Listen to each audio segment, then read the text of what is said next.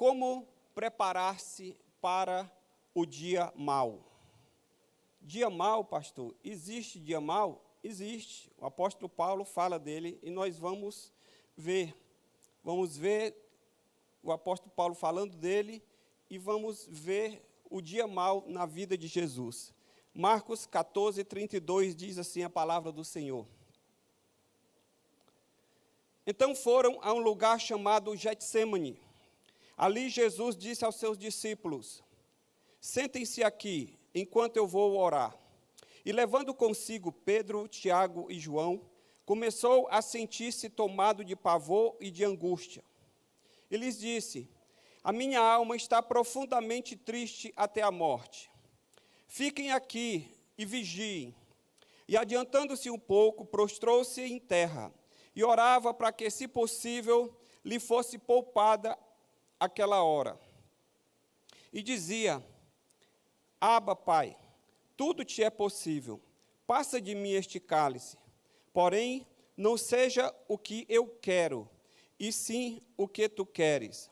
E voltando, achou-os dormindo, e disse a Pedro: Simão, você está dormindo? Não conseguiu vigiar nem uma hora? Vigiem e orem, para que não caiam em tentação. O espírito, na verdade, está pronto, mas a carne é fraca. Retirando-se de novo, orou repetindo as mesmas palavras. E voltando, achou-os outra vez dormindo, porque os olhos deles estavam pesados, e não sabiam o que lhe responder. E quando voltou pela terceira vez, Jesus lhes disse: vocês ainda estão dormindo e descansando. Basta, chegou a hora. O Filho do Homem está sendo entregue nas mãos dos pecadores. Levantem-se, vamos embora, eis que o traidor se aproxima.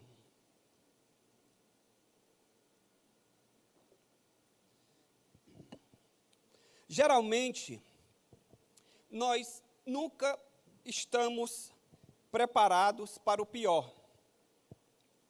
Nós sempre esperamos que o melhor aconteça. E isso é bom. Por quê? Porque nós não podemos ter uma atitude mórbida, pessimista, em relação à vida. Nós nunca podemos ficar olhando para a vida, mesmo para as situações difíceis, com uma atitude pessimista, derrotista. Por isso, é bom que a gente sempre espere o melhor das circunstâncias, das situações e das pessoas. Porém, sendo realista, a gente também sabe que a vida é cheia de percalços. A gente sabe que existem dias que são mais difíceis do que outros.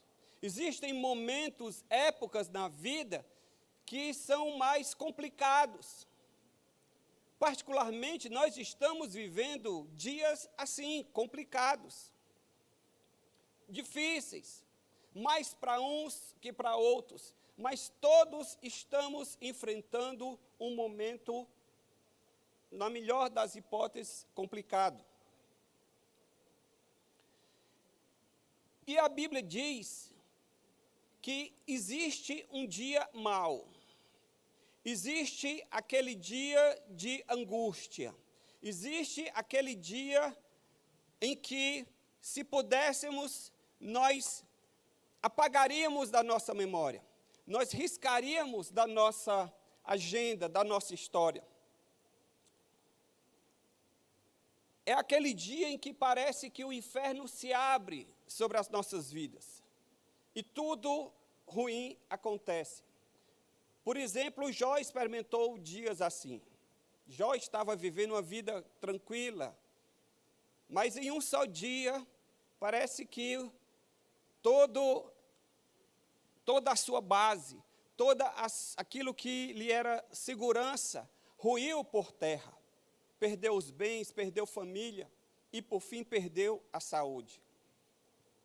O apóstolo Paulo, lá em Efésios, no capítulo 6, no versículo 13, ele fala desse dia. Ele diz o seguinte: portanto, tomai toda a armadura de Deus, para que possais resistir no dia mal. E depois de terdes vencido tudo, permanecerdes inabaláveis. Jesus passou por isso. Jesus teve o seu dia mau. Esse texto que nós lemos foi o texto que antecede a sua entrega para ser crucificado. E Jesus, sabendo do que lhe aguardava, o texto diz que ele foi tomado de uma grande angústia. Esse, com certeza, poderíamos dizer que foi o dia mais difícil da vida de Jesus.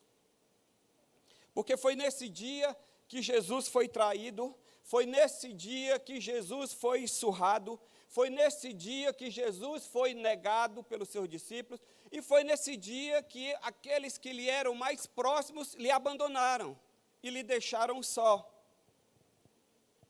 E aí você pergunta, pastor, como é que Jesus venceu? Como é que Jesus se preparou para enfrentar esse momento? E saiu do outro lado de cabeça erguida. E é sobre isso que eu queria meditar com você. Porque provavelmente você já enfrentou um dia mau, ou está enfrentando um dia mau, ou poderá vir enfrentar um dia mau na sua vida.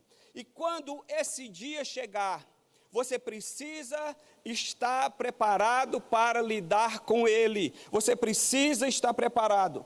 Como é que Jesus venceu o dia mau, pastor? Primeiro, olhando para esse texto, eu aprendo que Jesus se preparou para o dia mau, antecipando-se a ele em oração. No versículo 32, o texto diz, de Marcos 14, então foram a um lugar chamado Getsêmani. Ali Jesus disse aos seus discípulos, sentem-se aqui, enquanto eu vou orar. Jesus, ele sempre estava preparado para os momentos difíceis e inesperados da sua vida. E por que Jesus estava preparado? Porque Jesus se antecipava. Como que Jesus se antecipava, pastor? Como que Jesus se preparava para esses momentos? Antecipando-se em oração. Por exemplo, Jesus, ele orou antes de escolher os discípulos, que foi uma decisão importante para o seu ministério, e que dessa decisão dependeria a expansão do evangelho, posteriormente a sua morte, ressurreição e ascensão ao céu. Jesus, ele se preparou em oração, quando foi tentado no deserto, porque a Bíblia diz que ele passou ali 40 dias em jejum e oração, na presença de Deus, de forma que quando o tentador veio com propostas, ele estava preparado para resistir e dizer não. Jesus se preparou em oração quando foi ressuscitar Lázaro, que foi um momento difícil, não apenas porque Lázaro era seu amigo, mas porque ele iria trazer da morte, ele iria ali exercitar poder sobre a morte. E como é que Jesus estava preparado?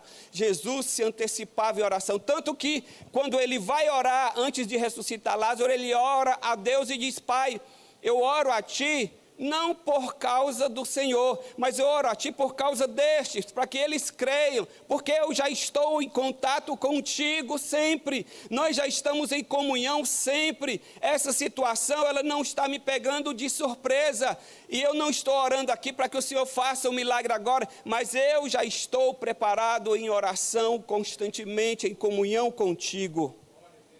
E Jesus, por fim, ele se preparou, se antecipou em oração aqui nesse momento do texto que nós lemos, que ele sabia que ele iria enfrentar a crucificação, ele iria enfrentar um momento mais difícil, em que ele receberia sobre si os nossos pecados, e ele precisava, naquele momento, mais do que nunca, que o Senhor o fortalecesse, o sustentasse. Meu querido, deixa eu lhe dizer uma coisa. Geralmente, a nossa atitude é a seguinte, quando tudo falha, a gente vai orar. Mas a gente só vai orar depois que falha.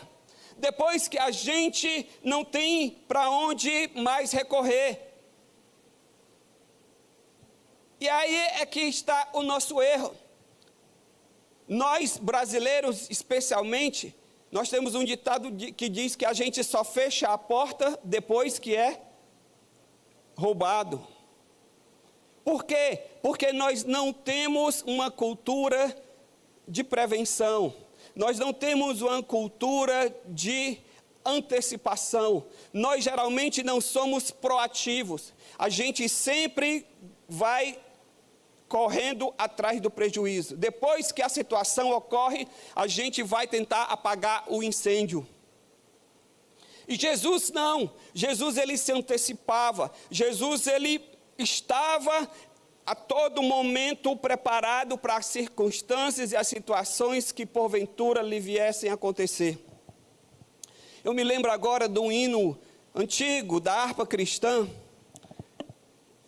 que talvez você, que é mais antigo na fé, lembre que você já tem o costume de cantar hinos da harpa, que diz assim: eu quero estar com Cristo, onde a luta se travar. 212 da harpa cristã, o pastor Pedro está me dizendo aqui. Eu quero estar com Cristo, onde a luta se travar, no lance imprevisto, à frente me encontrar. Ou seja, no lance imprevisto, no momento inesperado, não vai me pegar desprevenido. Por quê? Porque eu estou em oração, eu estou preparado espiritualmente, eu estou com Cristo assentado nas regiões celestiais. Amém? Então, nós geralmente só oramos depois que o desespero bateu na porta. E aí nós vamos correndo atrás do prejuízo. Mas nós precisamos ter a atitude de estarmos preparados em oração. E eu me lembro agora da frase de George Miller, que foi um dos homens de muita fé na história cristã. Se vocês depois tiverem curiosidade de ler a história dele, ele sustentou um orfanato de crianças lá na Inglaterra sem pedir uma doação. Ele orava e Deus mandava o suprimento. E a história é linda, e eu não tenho tempo aqui para narrar. Mas ele disse uma frase que espelha muito bem a atitude e a vida que ele vivia, a atitude de fé. Ele diz o seguinte: se as nossas circunstâncias nos encontrarem em Deus, nós encontraremos a Deus nas nossas circunstâncias. Se a minha e a sua circunstância lhe encontrar em Deus quando ela vier sobre você, você pode ter certeza que você vai encontrar a Deus no meio daquela circunstância. Você não vai ficar só, você não vai se sentir desamparado, você não vai se sentir sozinho, abandonado. Por quê? Porque você já está acostumado a estar na presença de Deus, e da presença dele você absorve força que você precisa para enfrentar as dificuldades e as circunstâncias do dia mau.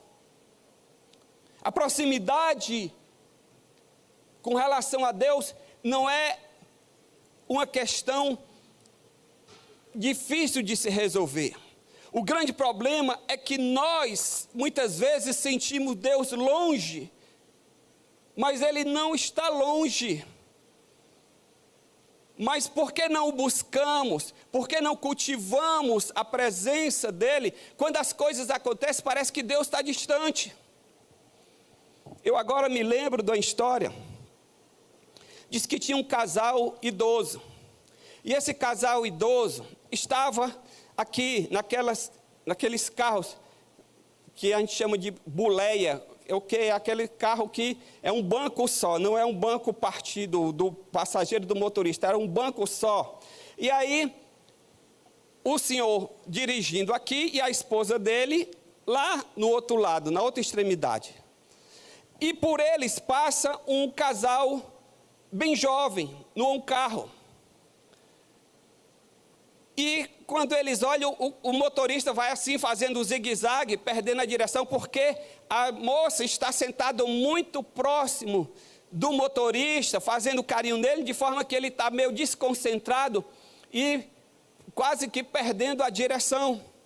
E aí aquela senhora olha para o marido e diz: meu velho, um dia a gente já foi assim, você lembra? E sabe o que foi que ele respondeu para ela? Querida, eu continuo no mesmo lugar, eu não posso largar a direção, você que se afastou. O que é que isso me ensina? Que muitas vezes nós sentimos Deus distante, não é porque Deus se afastou, mas é porque nós nos afastamos. Nós que, por força das circunstâncias, da vida, do dia a dia, nós fomos deixando de cultivar essa presença. E quando o turbilhão vem, nós nos sentimos como que distantes de Deus. Como se Deus estivesse distante de nós. E na verdade Ele continua ali na direção. Ele continua no mesmo lugar. A mim e a você compete retornar para a base. Retornar para o lugar que Deus quer que nós estejamos. Então, a primeira forma de se preparar para enfrentar o dia mau é se antecipando a Ele em oração. É estando em contato com o Senhor. Porque se você estiver em contato com o Senhor, independente das circunstâncias e das situações, você pode ter certeza que você vai encontrar a Deus naquela circunstância. Porque quando aquela circunstância veio sobre você, ela lhe encontrou em Deus. Segundo, como é que eu me preparo para o dia mau, pastor? Não tendo medo de ser humano, de sentir dor e de chorar de angústia. No versículo 33, o texto diz, levando consigo Pedro, Tiago e João, começou a sentir-se tomado de pavor e angústia. Aqui não é nada menos, está falando de Jesus. Jesus passou por esse momento aqui, e se angustiou, e se apavorou, diante daquilo que estava à sua frente. Jesus que é o meu modelo, Jesus que é o meu mestre, Jesus que é o meu herói, estava dizendo, estou triste. Querido, na nossa vida, precisa haver espaço para nós sermos humanos. Em alguns círculos religiosos, é um escândalo você dizer que está triste ou que está angustiado por conta de uma situação. Só falta você dizer assim, Jesus, não diga isso, você abala a minha fé, como é que você, o meu modelo, está dizendo que está triste e angustiado? Mas é porque na nossa teologia precisa haver espaço para poder sentir dor e poder dizer está doendo, poder pedir ajuda, poder chegar para o irmão e dizer, irmão, ore por mim, eu não sou super espiritual, eu não sou super crente, eu não estou acima das coisas, me ajude em oração. Porque a Bíblia diz que é assim que nós caminhamos. É por isso que é importante ser igreja, estar na igreja. Porque uns oram pelos outros, uns dão suporte aos outros, porque nós somos humanos. E nesse momento especialmente, quando nós estamos distanciados fisicamente por conta desse lockdown, você sabe que você tem na sua igreja, na sua comunidade de fé, nos seus irmãos e nos seus líderes e nos seus pastores, pessoas que estão dispostas a interceder, a orar, a estar junto com você, porque você é humano. O pior, querido, sabe o que é? É a gente sentir dor e não poder dizer. O pior é a gente ser acometido da síndrome do super-homem espiritual, do super-crente. Na hora mais difícil é preciso ter espaço na nossa teologia para nós sermos vulneráveis e tristes. Senão nós viveremos uma farsa.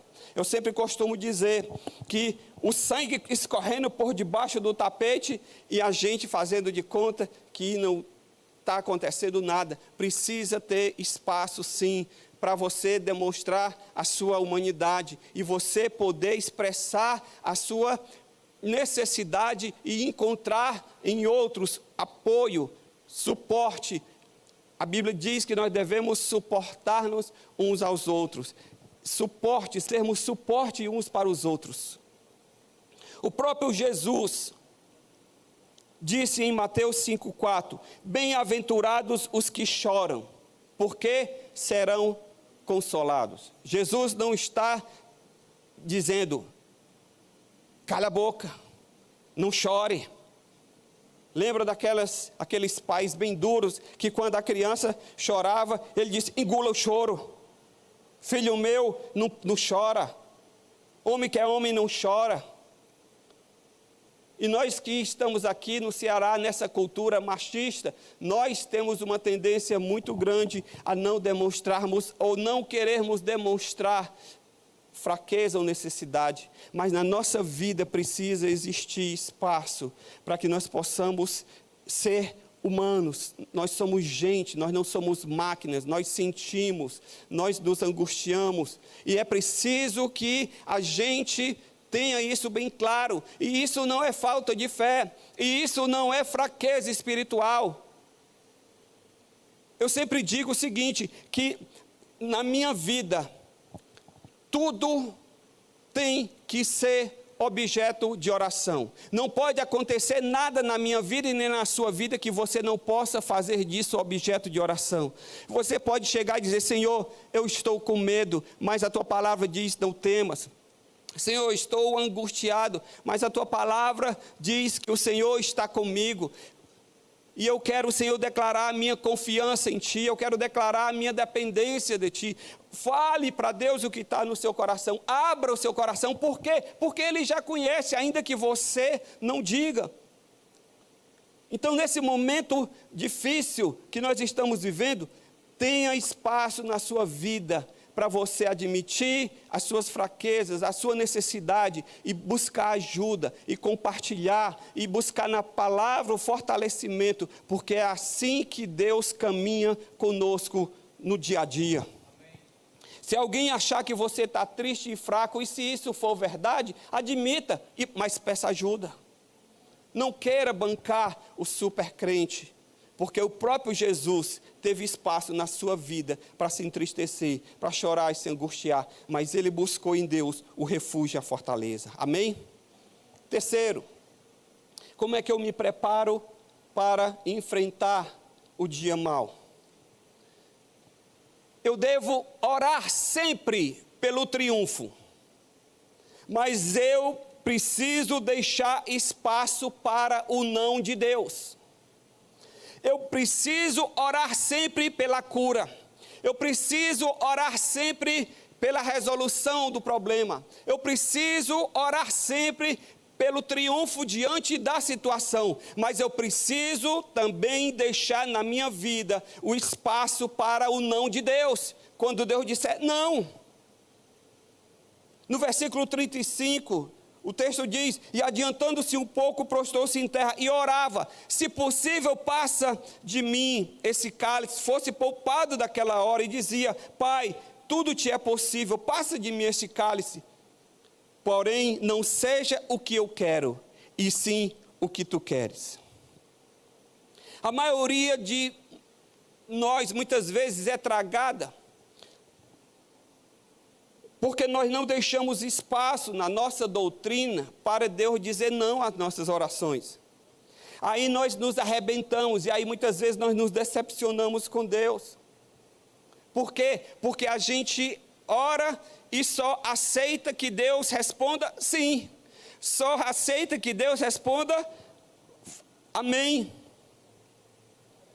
Certa vez um pastor, ele disse que estava orando para que Deus abrisse uma porta para ele, e ele começou a orar, e a resposta começou a demorar, e as portas não estavam se abrindo do jeito que ele queria, e aí ele chegou um dia para a igreja e disse, hoje nós vamos orar para que Deus abra essa porta, porque se ele não abrir, eu arrombo. Meu querido, deixa eu lhe dizer uma coisa, ore pelo triunfo, mas deixe espaço para Deus ser Deus.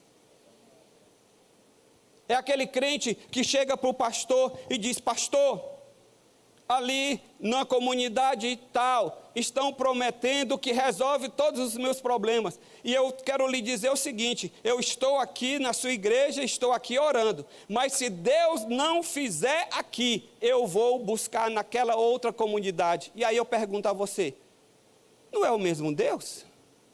Por acaso o Deus daqui é diferente do Deus de lá? Mas são coisas que as pessoas não entendem, porque querem colocar Deus contra a parede. A nossa atitude deve ser aquela de Abacuque, no capítulo 3, no versículo 17 e 18, quando ele diz: ainda que a figueira não floresça, nem haja fruto na vide, o produto da oliveira minta, e os campos não produzam mantimento, as ovelhas sejam arrebatadas do aprisco, e nos currais não haja gado, ou seja, tudo falido, não há animais e não há plantações, isso numa sociedade agrícola. Ele diz: todavia eu me alegro no Senhor, exulto no Deus da minha salvação. Tem gente que diz: olha, se não for do jeito que eu quero, eu abandono a minha Bíblia, eu jogo a minha Bíblia fora. Ei, querido, deixa eu lhe dizer uma coisa: ore sempre com fé, ore sempre pelo triunfo, ore sempre pedindo a Deus aquilo que você entende de acordo com a sua palavra que é o correto.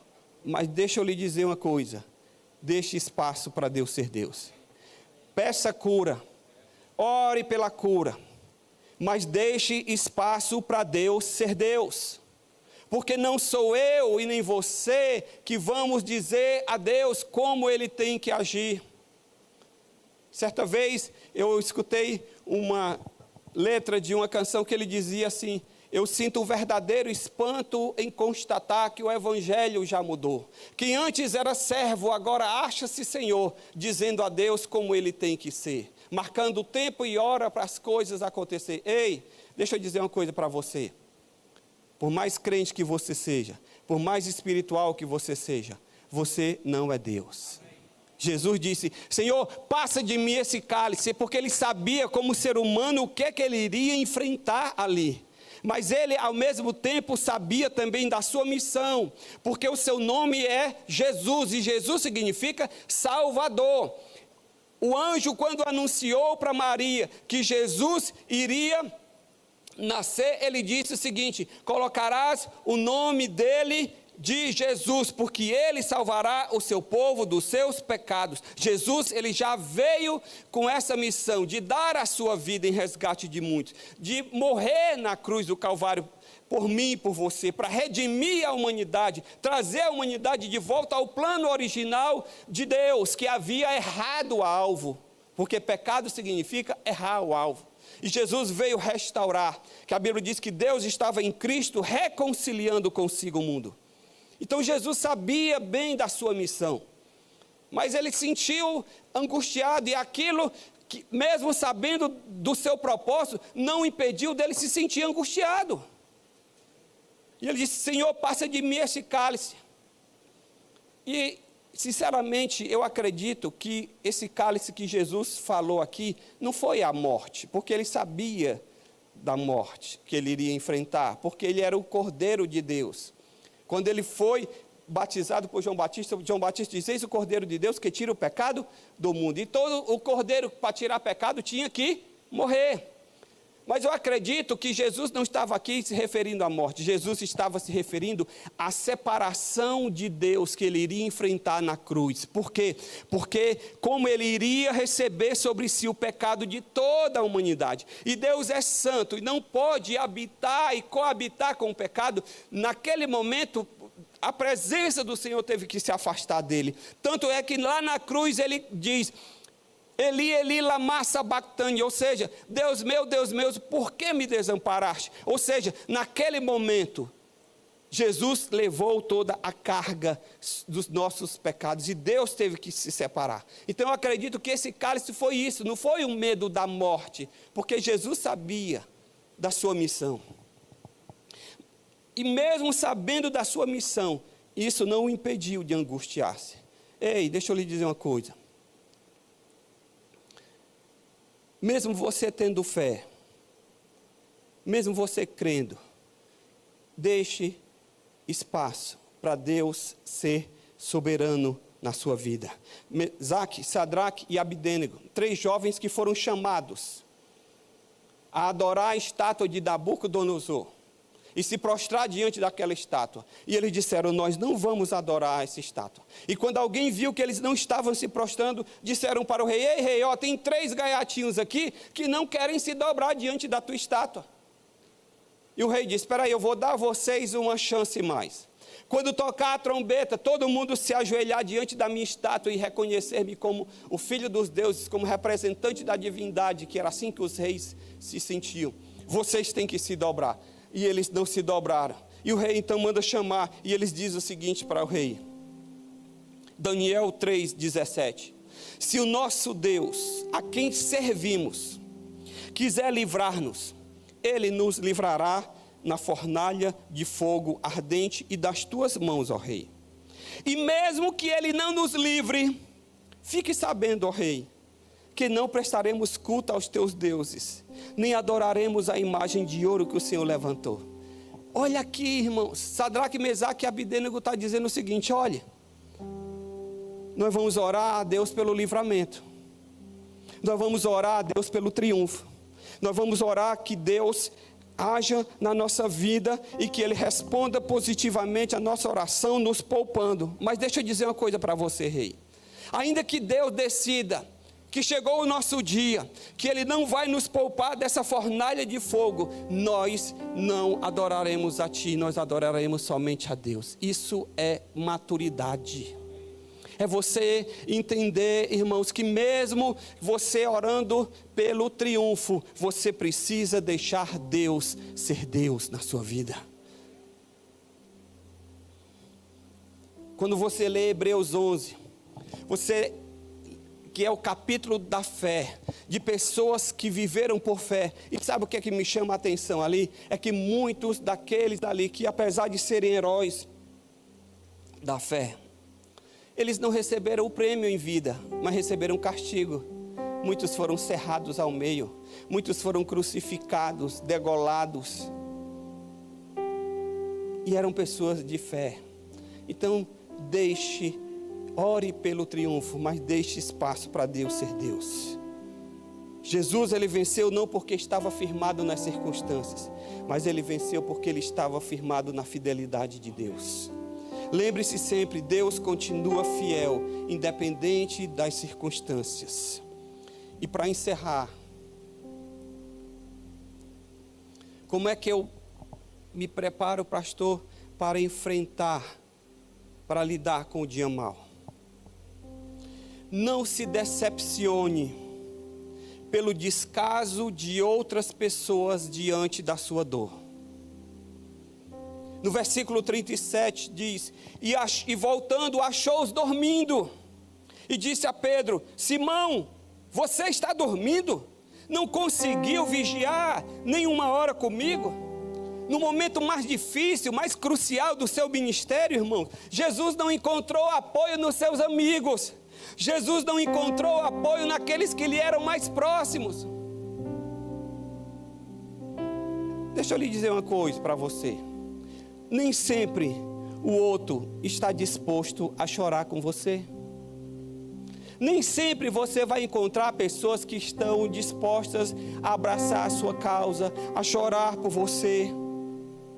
Na hora que Jesus mais precisou dos seus discípulos, eles dormiram. Ficaram indiferentes. Às vezes as pessoas estão ocupadas demais e não ficam ao nosso lado na hora da dor. Nós nunca vamos contar com a empatia total das pessoas. Mas deixa eu lhe dizer uma coisa, nem por isso você deve se decepcionar. Jesus, ele não se abalou, sabe por quê? Porque ele conhecia o Salmo 121. E no Salmo 121 o salmista diz, eleva os meus olhos para os montes. De onde me virá o socorro? O meu socorro vem do Senhor que fez os céus e a terra. Ele não permitirá que os teus pés vacilem, não dormitará aquele que te guarda. É certo que não dormita e nem dorme o guarda de Israel. Ei, deixa eu lhe dizer, se você não encontrar apoio, se você não encontrar um ombro amigo, se você não encontrar empatia nas pessoas, mesmo aquelas com quem você mais contava, deixa eu lhe dizer uma coisa: há um Deus que não te abandona, há um Deus que tem empatia, que o seu coração é misericordioso. Sabe o que é misericórdia? É que tem um coração voltado para os miseráveis. Deus é um Deus de misericórdia. O salmista sabia muito bem disso, quando ele diz lá no Salmo 27, no versículo 10, olha aqui: porque se o meu pai e a minha mãe me desampararem, o Senhor me acolherá. Quem é a pessoa mais próxima de você? Quem é a pessoa que teoricamente quer mais o seu bem, que mais está disponível para você no momento da sua angústia? É o seu pai e a sua mãe. Porque amor de pai e de mãe não existe igual. Mas o Senhor está dizendo o seguinte: ó, ainda que seja possível um pai, uma mãe não se compadecer, não se solidarizar, não se voltar para você, deixa eu lhe dizer, o Senhor não te desamparará, o Senhor não te abandonará. Nós temos um Deus que está conosco na angústia. Até quando nós somos infiéis, Ele permanece fiel. Então entenda, não se decepcione porque você esperava de A, de B e de C, e esse A, B ou C não lhe correspondeu. Aprenda com essa circunstância e com essa situação a colocar a sua fé e a sua dependência no Senhor. Então, eu vou repetir para encerrar. Se você quiser estar preparado para lidar com o dia mau, o dia da adversidade, primeiro, antecipe-se em oração. Esteja sempre preparado. E como é que você vai estar preparado? Estando em comunhão, em oração, em contato com o Senhor, porque Ele vai te dar forças. Eu me lembro agora das palavras do pastor Pedro, acho que foi no culto no domingo à noite, que ele disse: eu estou como um leão, eu estou aqui me sentindo muito forte para enfrentar esse momento. Eu não estou desesperado, eu não estou com a mão na cabeça perguntando o que é que eu vou fazer.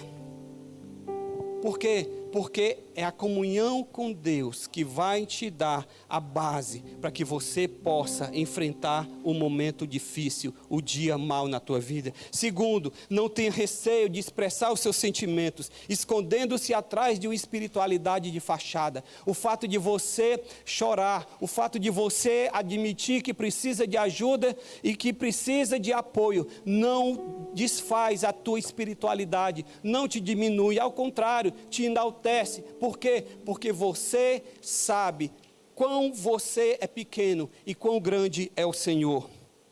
Terceiro, peça a Deus livramento, cura, vitória, porém não queira impor a sua vontade a Deus. Ao contrário, entregue-se à soberania de Deus, porque Ele sabe o que é melhor para você. E por fim, antes de decepcionar-se pelo descaso e pela a falta de empatia diante da sua dor, busque amparo naquele que realmente te entende e cuida de ti.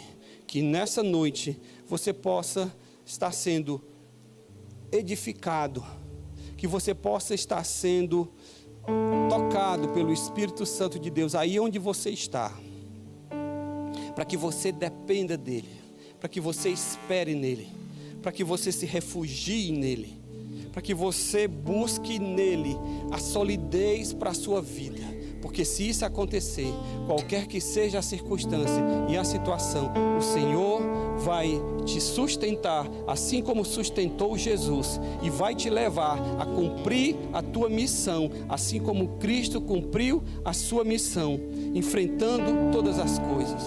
Eu quero encerrar dizendo aquele versículo, vou dizer com as minhas palavras, que diz que Jesus aprendeu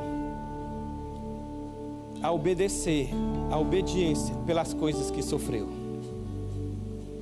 Jesus aprendeu a andar em obediência diante das lutas, das circunstâncias, das situações. Se Ele é o meu modelo, se Ele é o teu modelo, então você precisa se espelhar nele nessa noite, para que você possa, descansando nele, enfrentar a vida e as dificuldades. Que Deus te abençoe nessa noite, em nome de Jesus. Amém.